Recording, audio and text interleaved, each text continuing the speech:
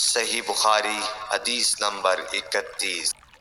ابو ذر ایک جوڑا پہنے ہوئے تھے اور ان کا غلام بھی جوڑا پہنے ہوئے تھا۔ سبب دریافت کیا گیا تو کہنے لگے کہ میں نے ایک شخص یعنی غلام کو برا بھلا کہا تھا اور اس کی ماں کی غیرت دلائی یعنی گالی دی، تو رسول اللہ صلی اللہ علیہ وسلم نے یہ معلوم کر کے مجھ سے فرمایا، اے ابو ذر، تو نے اسے ماں کے نام سے غیرت دلائی ہے، بے شک تجھ میں ابھی کچھ زمانہ جاہلیت کا اثر باقی ہے۔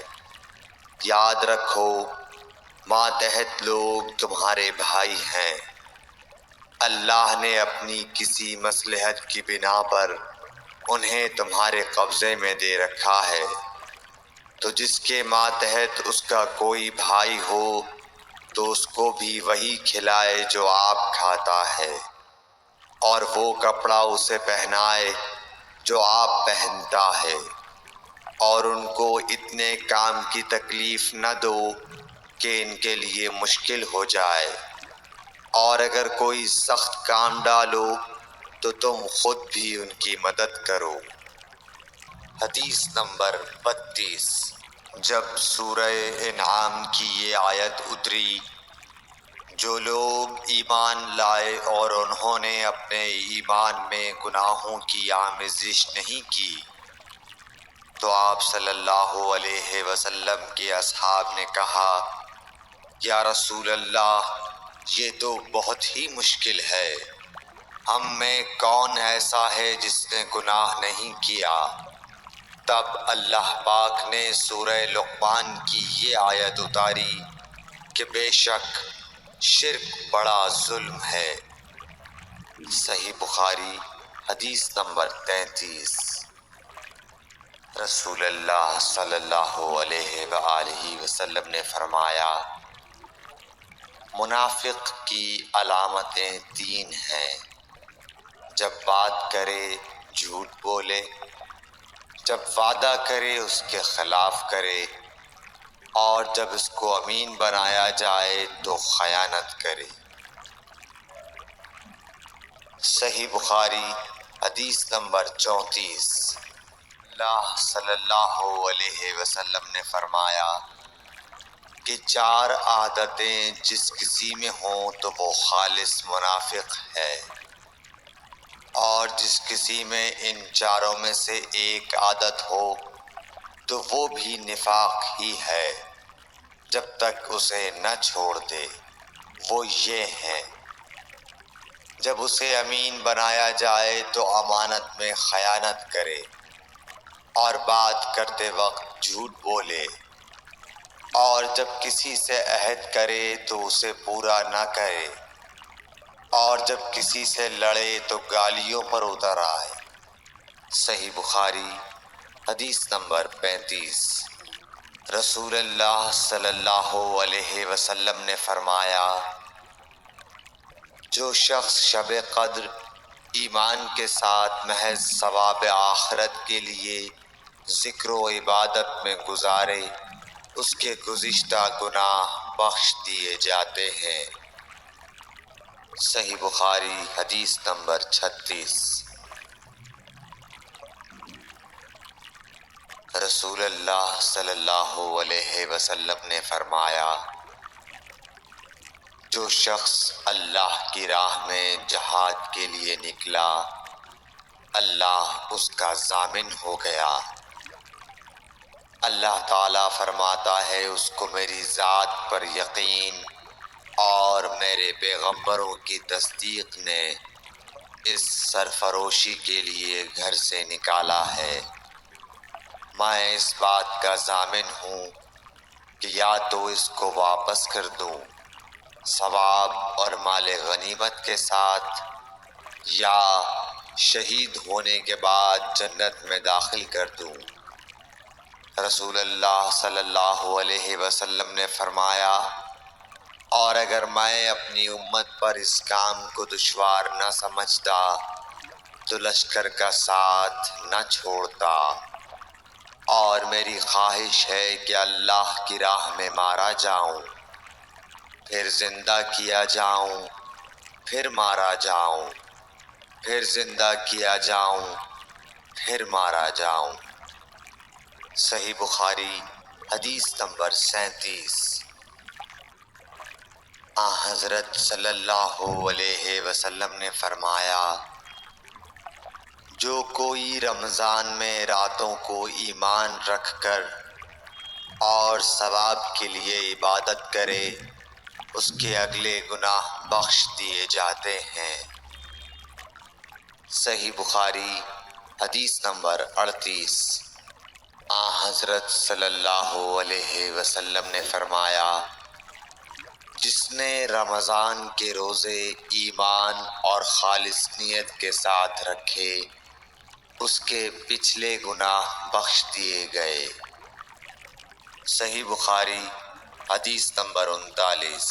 حضرت صلی اللہ علیہ وسلم نے فرمایا، بے شک دین آسان ہے، اور جو شخص دین میں سختی اختیار کرے گا تو دین اس پر غالب آ جائے گا اور اس کی سختی نہ چل سکے گی۔ بس اس لیے اپنے عمل میں پختگی اختیار کرو، اور جہاں تک ممکن ہو میانہ روی برتو، اور خوش ہو جاؤ کہ اس طرز عمل سے تم کو دارین کے فوائد حاصل ہوں گے، اور صبح اور دوپہر اور شام اور کسی قدر رات میں عبادت سے مدد حاصل کرو۔ نماز 5 وقتہ بھی مراد ہو سکتی ہے کہ پابندی سے ادا کرو۔ صحیح بخاری حدیث نمبر 40۔ رسول اللہ صلی اللہ علیہ وسلم جب مدینہ تشریف لائے تو پہلے اپنی نانہال اترے جو انصار تھے، اور وہاں آپ نے 16 یا 17 ماہ بیت المقدس کی طرف منہ کر کے نماز پڑھی، اور آپ کی خواہش تھی کہ آپ کا قبلہ بیت اللہ کی طرف ہو۔ جب بیت اللہ کی طرف نماز پڑھنے کا حکم ہو گیا تو سب سے پہلی نماز جو آپ نے بیت اللہ کی طرف پڑھی عصر کی نماز تھی۔ وہاں آپ صلی اللہ علیہ وسلم کے ساتھ لوگوں نے بھی نماز پڑھی۔ پھر آپ کے ساتھ نماز پڑھنے والوں سے ایک آدمی نکلا اور اس کا مسجد بنی حارثہ کی طرف گزر ہوا تو وہ لوگ رکوع میں تھے۔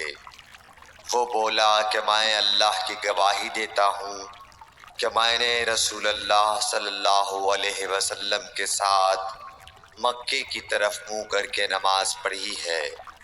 یہ سن کر وہ لوگ اسی حال میں بیت اللہ کی طرف گھوم گئے، اور جب رسول اللہ صلی اللہ علیہ وسلم بیت المقدس کی طرف منہ کر کے نماز پڑھا کرتے تھے، یہودی اور عیسائی خوش ہوتے تھے، مگر جب آپ نے بیت اللہ کی طرف منہ پھیر لیا تو انہیں یہ امر ناگوار ہوا۔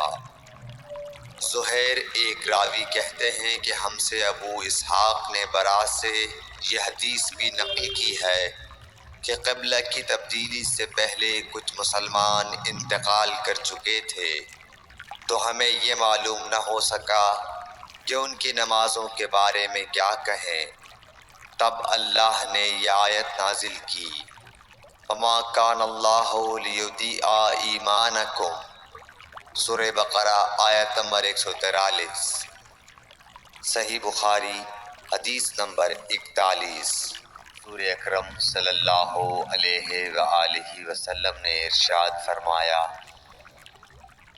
کہ جب ایک بندہ مسلمان ہو جائے اور اس کا اسلام عمدہ ہو، یقین و خلوص کے ساتھ ہو، تو اللہ اس کے گناہ کو جو اس نے اس اسلام لانے سے پہلے کیا معاف فرما دیتا ہے، اور اب اس کے بعد کے لیے بدلہ شروع ہو جاتا ہے، یعنی ایک نیکی کے عوض 10 گناہ سے لے کر 700 گناہ تک ثواب، اور ایک برائی کا اسی برائی کے مطابق بدلہ دیا جاتا ہے، مگر یہ کہ اللہ تعالیٰ اس برائی سے بھی درگزر کرے اور اسے بھی معاف فرما دے، یہ بھی اس کے لیے آسان ہے۔ صحیح بخاری حدیث نمبر 42۔ اللہ صلی اللہ علیہ وسلم نے فرمایا کہ تم میں سے کوئی شخص جب اپنے اسلام کو عمدہ بنا لے، یعنی نفاق اور ریا سے پاک کر لے، تو ہر نیک کام جو وہ کرتا ہے اس کے عوض 10 سے لے کر 700 گنا تک نیکیاں لکھی جاتی ہیں، اور ہر برا کام جو کرتا ہے تو وہ اتنا ہی لکھا جاتا ہے جتنا کہ اس نے کیا ہے۔ بخاری حدیث نمبر 43۔ اللہ صلی اللہ علیہ وسلم ایک دن حضرت عائشہ رضی اللہ تعالی عنہا کے پاس آئے۔ اس وقت ایک عورت حضرت عائشہ رضی اللہ تعالی عنہا کے پاس بیٹھی تھی۔ آپ صلی اللہ علیہ وسلم نے دریافت کیا، یہ کون ہے؟ عرض کیا، فلاں عورت، اور اس کی نماز کے اشتیاق اور پابندی کا ذکر کیا۔ آپ صلی اللہ علیہ وسلم نے فرمایا، ٹھہر جاؤ، سن لو کہ تم پر اتنا ہی عمل واجب ہے جتنے عمل کی تمہارے اندر طاقت ہے۔ اللہ کی قسم، ثواب دینے سے اللہ نہیں اکتاتا، مگر تم عمل کرتے کرتے اکتا جاؤ گے، اور اللہ کو دین کا وہی عمل زیادہ پسند ہے جس کی ہمیشہ پابندی کی جا سکے، اور انسان بغیر اکتائے اسے انجام دے۔ صحیح بخاری حدیث نمبر 44۔